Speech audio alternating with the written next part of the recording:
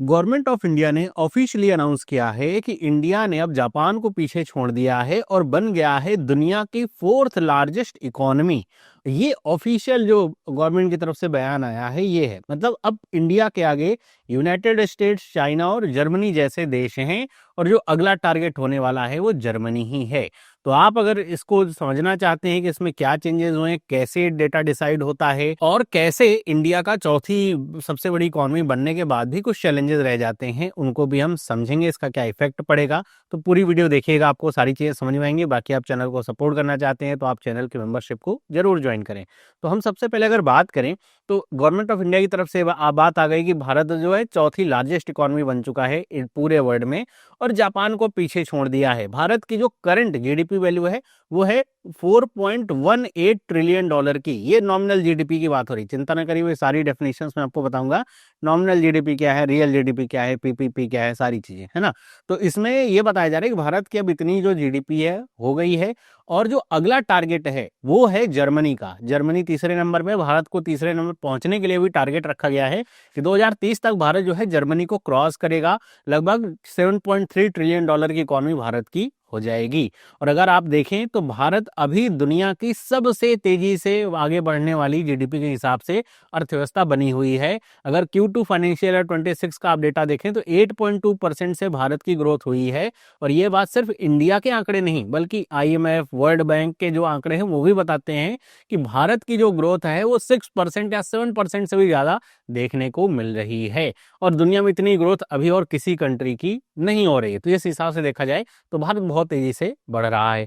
आगे हम बात करें अगर यहाँ पे एक कंपैरिजन की कि भारत के अलावा जो बाकी देश हैं जैसे यूनाइटेड स्टेट्स ऑफ अमेरिका की अगर बात करें तो सबसे बड़ी जो है इकोनॉमी वो है जीडीपी के तौर पे देखा जाए तो। और यहाँ पे जो डेटा लिखा गया है इसमें थोड़ा बहुत अंतर हो सकता है क्योंकि अलग अलग वेबसाइट पे अलग अलग डेटा ऐसा था, थोड़ा बहुत अंतर। जैसे कहीं पे चाइना का जो जीडीपी का डेटा था वो 18 ट्रिलियन डॉलर के आसपास का था, तो ऐसे उस पर इतना याद करने की जरूरत नहीं है। बस ये जान करके रखिए कि यूनाइटेड स्टेट्स का अगर आप ऐसे कंपेरिजन करेंगे तो यूनाइटेड स्टेट्स और चाइना में लगभग 10-11 ट्रिलियन डॉलर का अंतर यहाँ पे आता है। वहीं पे अगर आप सेकंड और थर्ड में देखेंगे तो ये बड़ा अंतर होता है कि अगर आप 18 ट्रिलियन डॉलर को भी कंपेयर करें तो जर्मनी का 4.75 ट्रिलियन डॉलर का ये आंकड़ा दिखाता है। वहीं इंडिया और जर्मनी के बीच में अगर आप देखिए तो ये बहुत बड़ा अंतर नहीं है। फिर आप सोच रहे होंगे कि फिर इतना साल क्यों लग जाएगा जर्मनी को क्रॉस करने में, क्योंकि 2030 तक का जो यहाँ पे टारगेट लिया गया है वो इसलिए है क्योंकि भाई जर्मनी भी तो आगे बढ़ेगा ना। ऐसा तो है नहीं कि जर्मनी अपनी जो सारा ग्रोथ है वो रोक देगा, केवल भारत आगे बढ़ेगा, ऐसा तो है नहीं।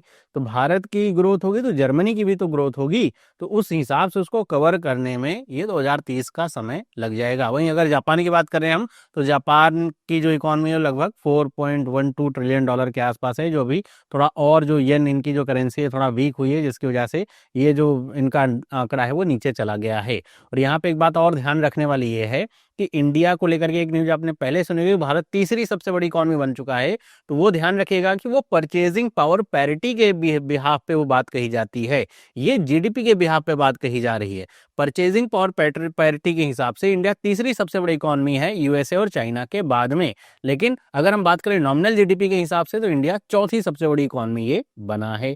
अब हम थोड़ा डेफिनेशंस को थोड़ा देख लें कि भाई नॉमिनल जीडीपी का मतलब क्या होता है। तो नॉमिनल जीडीपी का मतलब ये है कि अगर किसी भी देश में जो टोटल मार्केट वैल्यू है, जितने भी फाइनल गुड्स एंड सर्विसेज हैं उनको कैलकुलेट किया जाए, उनकी जो करंट मार्केट प्राइस है उस पे अगर कैलकुलेट किया जाएगा तो वो कहलाती है नॉमिनल जीडीपी। और इसमें एक बात ये भी रहती है कि इसमें जब करंट मार्केट प्राइस पे चीजें कैलकुलेट करी जाती हैं तो इसमें इफेक्ट ऑफ इन्फ्लेशन आता है। मतलब ऐसे समझिए कि अगर भारत 2000 या कोई भी देश 2024 में 10 जो है जूते बना रहा था और एक जूते की कीमत कितनी थी, 100 रुपए थी, तो भारत की जीडीपी कितनी हो जाएगी, आप कहेंगे 1000 रुपए, यही तो होगा। अब भारत 2025 में या कोई भी और देश 2025 में भी 10 जूते बनाए लेकिन इन्फ्लेशन की वजह से उसका प्राइस 110 हो गया, तो अब इसका प्राइस कितना हो जाएगा टोटल जीडीपी का, 1100। तो आप कहेंगे जीडीपी तो बढ़ गई, लेकिन आप ये देखिए कि जो यहाँ पे मैन्युफैक्चरिंग है वो नहीं बढ़ी, जो प्रोडक्ट बने वो नहीं बढ़ा, बल्कि इन्फ्लेशन की वजह से हुआ है। तो इसीलिए नॉमिनल जीडीपी जब आप देखते हैं तो इसमें ये एक डिमेरिट भी आप कह सकते हैं। डिमेरिट का क्या कहना, मतलब टर्म ही वही है, नॉमिनल जीडीपी को कैसे हम नापते हैं। तो इस तरह से होता है कि पूरी दुनिया में जब प्राइसेस बढ़ रही होंगी तो इफेक्ट इफेक्ट उसका करंट मार्केट प्राइस पे। ऐसा नहीं कि केवल भारत के लिए ये करंट मार्केट प्राइस और इन्फ्लेशन है, ये अमेरिका के लिए भी है, चाइना के लिए भी है, जापान के लिए, जर्मनी के लिए, सबके लिए होता है ना। तो ये होता है नॉमिनल जीडीपी। वहीं जब हम बात करते हैं रियल जीडीपी की, तो ये जो इकोनॉमिक आउटपुट होता है ये एडजस्टेड होता है प्राइस चेंज में, मतलब इसको डिफ्लेट किया जाता है, इन्फ्लेशन को जो रहता है उसको डिफ्लेट किया जाता है, या तो फिर इसे जो बेस ईयर प्राइसेस है ना उसके ऊपर जो है कैलकुलेट किया जाता है। तो ये बताता है कि जो एक्चुअल ग्रोथ है प्रोडक्शन वॉल्यूम की, उसमें जैसे यहाँ पे जो हमारा प्रोडक्शन था वो तो नहीं बढ़ा था, बस प्राइसेस बढ़ी थी। जब हम रियल जीडीपी निकालेंगे तो ये जो इन्फ्लेशन है इसको डिफ्लेट कर देंगे, है ना। ऐसा करने से होगा क्या, ये हमें एक्चुअली में पता चल पाएगा कि हमारी जीडीपी कितनी बढ़ रही है, किसी भी देश की कितनी बढ़ रही है। और जब हम यहाँ पे बात करें कि भारत की जीडीपी 8.2% से बढ़ रही है, तो यहाँ पे हम रियल जीडीपी की बात कर रहे हैं, नॉमिनल जीडीपी की बात नहीं कर रहे हैं। तो ये डिफरेंस होता है नॉमिनल जीडीपी और रियल जीडीपी में। आगे अगर हम बात करें यहाँ पे परचेजिंग पावर पैरिटी की, कि वो क्या होती है, तो एक तरह का एक्सचेंज रेट मैट्रिक्स है। ऐसे समझिए कि जैसे भारत में अगर आप एक बर्गर खाने जा रहे हैं तो एक बर्गर की कीमत लेट से 40 रुपए है, और यही बर्गर आप जा करके यूएसए में खरीदें, वहां पे उसकी कीमत कितनी होगी, लेट से अगर मैं कहूँ $10 है, मुझे पता नहीं, $10 ऐसे मान लेते हैं अगर है, अगर आप इसे रुपए में कन्वर्ट करेंगे तो भाई $10 के हिसाब से 890 या 900 रुपए के आसपास का ये बर्गर पड़ेगा। तो आपको क्या समझ में आएगा कि भारत में बर्गर खाना ज्यादा सस्ता है, 40 रुपए का ही बर्गर है, अमेरिका में क्या है, बहुत ज्यादा महंगा है। इसका मतलब ये होगा कि भारत में एक सामान्य व्यक्ति ऐसे आप कहेंगे कि वो बर्गर खा सकता है, लेकिन वही भारतीय व्यक्ति अमेरिका में जाकर के बर्गर नहीं खा सकता है। तो ये मतलब एक बास्केट सा होता है जो यहाँ पे कंपैरिजन किया जाता है कॉस्ट ऑफ लिविंग का, कि मतलब जो buying the same basket of goods in two country, की सेम चीज जो है अगर आप दो देशों में खरीदेंगे तो उसका क्या इफेक्ट पड़ेगा, कितने रुपए में पड़ेंगी। और इसी वजह से भारत जो है पीपीपी में 3rd नंबर पे है, क्योंकि भारत में ज्यादातर जो चीजें हैं खास तौर पे फूड वगैरह वो चीपर है बाकी देशों की तुलना में। तो इस वजह से भारत जो है 3रे नंबर पे आता है, जीडीपी में ये नॉमिनल जीडीपी में 4थे नंबर पे आता है। वहीं पे जब हम बात करते हैं पर कैपिटा इनकम की, ये कहा जाता है बहुत इंपॉर्टेंट रोल प्ले करता है। जैसे ये अगर आपको कहा जाए पर कैपिटा इनकम कैसे निकालते हैं, तो ऐसे समझिए कि किसी भी देश की जो टोटल जीडीपी है उसको आप डिवाइड कर दीजिए उस देश की टोटल पॉपुलेशन से। तो ये जब ऐसा आप डिवाइड करेंगे तो उसको आपको क्या मिल जाएगा कि पर कैपिटा की, मतलब ऐसे समझिए, एक छोटा एग्जांपल मैं लेकर के चलता हूं। जैसे किसी घर में 4 लोग रहते हैं, है ना। अब सब लोग तो कमा नहीं रहे होंगे, 1-2 लोग कमा रहे होंगे, है ना, या सब लोग भी कमा रहे हों। तो ये समझिए कि एक व्यक्ति है जो कि 20,000 कमा रहा है, दूसरा व्यक्ति है जो कि 15,000 कमा रहा है, तीसरा जो व्यक्ति है जो कि कुछ नहीं कमा रहा है, लेट से 0 रुपए कमा रहा है, चौथा व्यक्ति समझिए 5,000 कमा रहा है। तो हम कहेंगे पूरे हाउस होल्ड की इनकम कितनी होगी, तो आप कहोगे 20 और 15, 35, 5, 40,000, है ना। तो ऐसे 40,000 रुपए इनकम आ गई। अब मैं कहूँ पर कैपिटा कितनी होगी, पर पर्सन कितनी होगी, तो आप इसे डिवाइड कर देंगे 4 से, तो ये कितना आ जाएगा, 10,000 रुपए। तो ये बताया जाएगा कि सब व्यक्ति 10,000 कमा रहे हैं, लेकिन रियलिटी में तो ये 20 कमा रहा है, ये तो कुछ नहीं कमा रहा है ना। तो ये ऐसे एवरेज ऐसे इसका निकलता है पर कैपिटा इनकम का। और ये कहा जाता है कि आपकी जीडीपी कितना बढ़ रही है, आप अगर उसे पर कैपिटा इनकम से भी लेंगे तो वो ज्यादा अच्छा आंकड़ा दे पाता है उस देश के स्टैंडर्ड ऑफ लिविंग का। जैसे अगर हम बात करें यूएसए की, तो वहां की पर कैपिटा इनकम कितनी है, लगभग आप समझिए $89K, मतलब $89,000 के आसपास वहां की पर कैपिटा इनकम है। वहीं पर अगर हम बात करें चाइना की, तो चाइना की जो पर कैपिटा इनकम है लगभग $13,000 के आसपास है।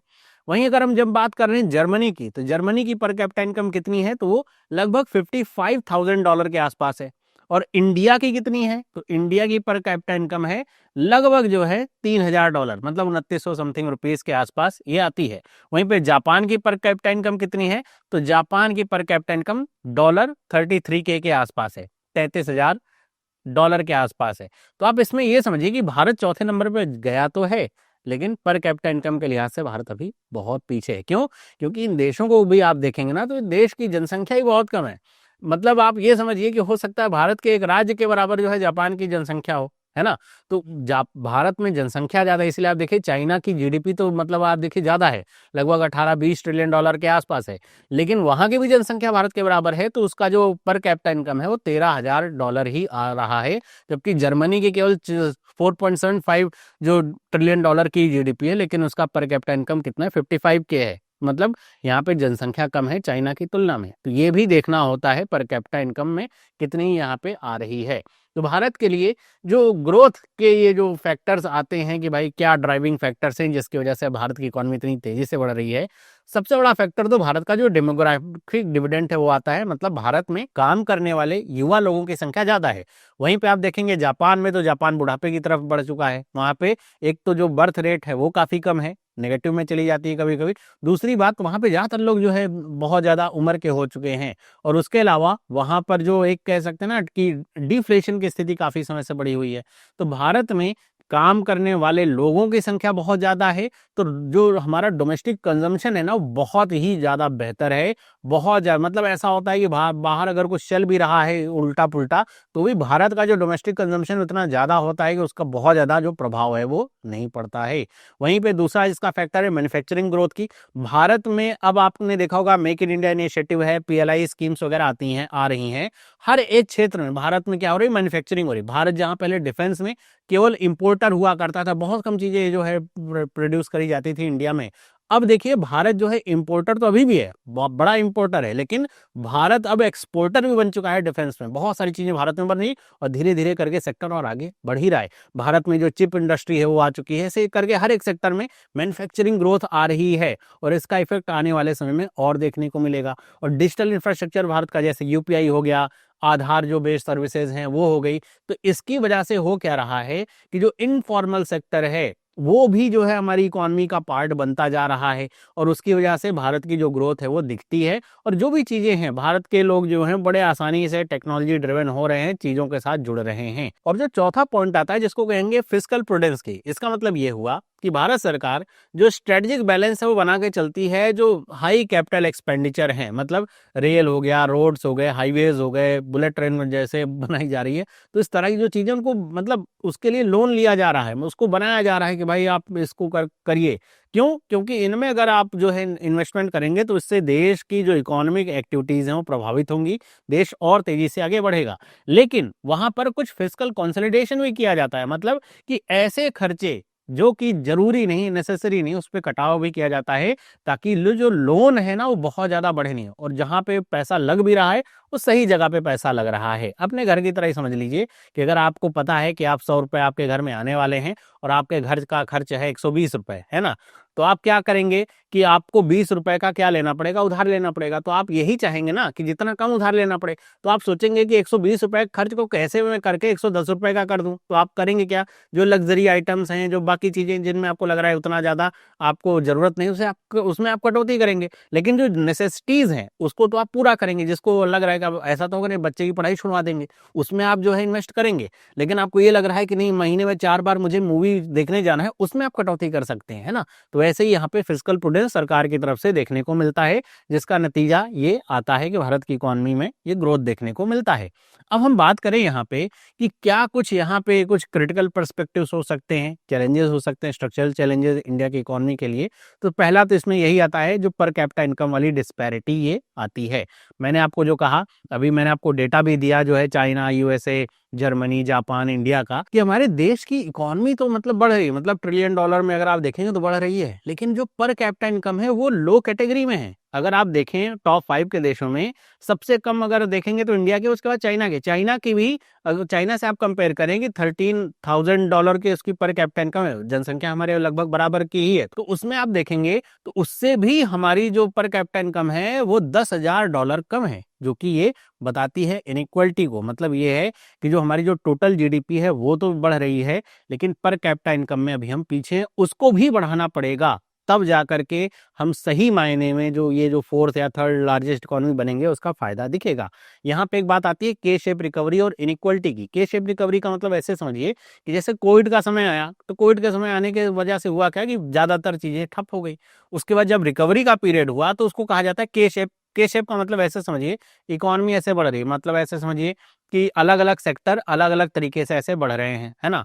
अब वहां पे रिसेशन आता है तो सारे सेक्टर्स ऐसे डाउन होंगे, उसके बाद रिकवरी होगी। रिकवरी होने का मतलब ये हुआ कि कुछ सेक्टर जो है वो बहुत तेजी से आगे बढ़ गए, कुछ सेक्टर क्या हो गए, कम हो गए, डाउन हो गए। जैसे अब आप कोविड के बाद देखिए जो आपका जो आईटी सेक्टर था वो कितनी तेजी से बढ़ा, वहीं पे मैन्युफैक्चरिंग सेक्टर जो है वो डाउन चला गया।